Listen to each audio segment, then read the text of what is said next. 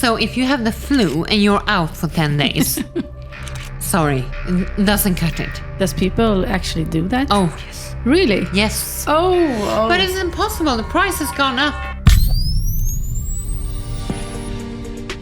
How to get out of a contract without paying damages? A question many want to know, given that we often are so fired up when we enter into that contract, right? Yes. So we don't mind that it's a 5-year period or we feel so good with this business partner. Skip that part. Yeah, all in. And then we wake up one morning and we feel that they are impossible to work with. No. Or I can't afford it. Oh, Right. it's even worse. Yeah, And you already said yes and signed it. yeah, So we're going to give you the most common mistakes today. yeah. We have the lawyer here, so make sure to buckle up and listen because this is a very important episode. It is, and I would say number one, the most common mistake I see is where you actually have some legal ground for exiting, and we have a specific episode about legal grounds within the 4 corners of the agreement to exit. But you do not look at the notice period and how you are supposed to give notice. Oh. And what happens is that even though you were entitled to exit, terminate the agreement, perhaps you even have a right to claim damages from the other party.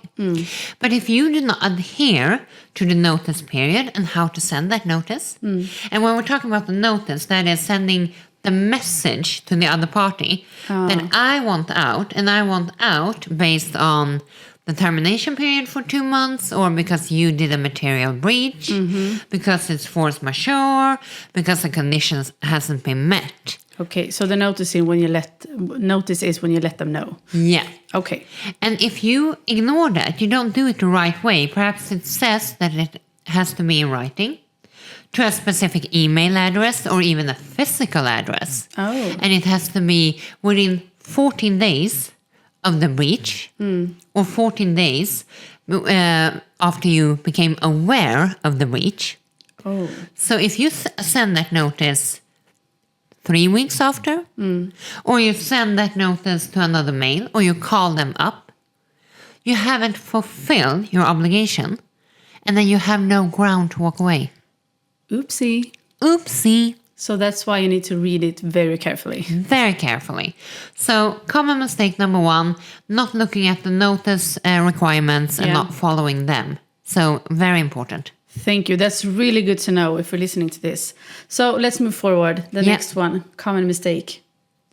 And the next one will be just stop performing without having a reason, without having looked at those legal grounds. Yeah. Either within the agreement or some general principle that makes it so. Perhaps the requirement was that it was written, but you only have an oral agreement, you had to have witnesses, you didn't, etc. Oh. Or some consumer protection, something. Yeah. So you don't have a legal ground, and you just stop performing because the other one is impossible to work with. But you still need to stick to the agreement. Yeah. Yeah. So if you stop performing, you will be at fault. No matter what the other person has done, if you haven't really looked at, do you have legal ground? Have I given notice? Then you're the one who will be paying damages. And that is not good. So hold your horses. Don't stop performing before you really check the grounds. You document their potential breach and you give proper notice. But you still need to be responsible for your part. Yeah. Good to know. So let's move forward to another mistake that's very common. And another mistake that's very common will be calling everything force majeure.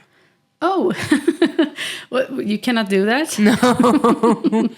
Because force majeure might be a pandemic. Yeah. It might be COVID. So if you have the flu and you're out for 10 days, sorry, it doesn't cut it. Does people actually do that? Oh, yes. Really? Yes. Oh. But it's impossible. The price has gone up. Just say force majeure and everything just stops. Yeah.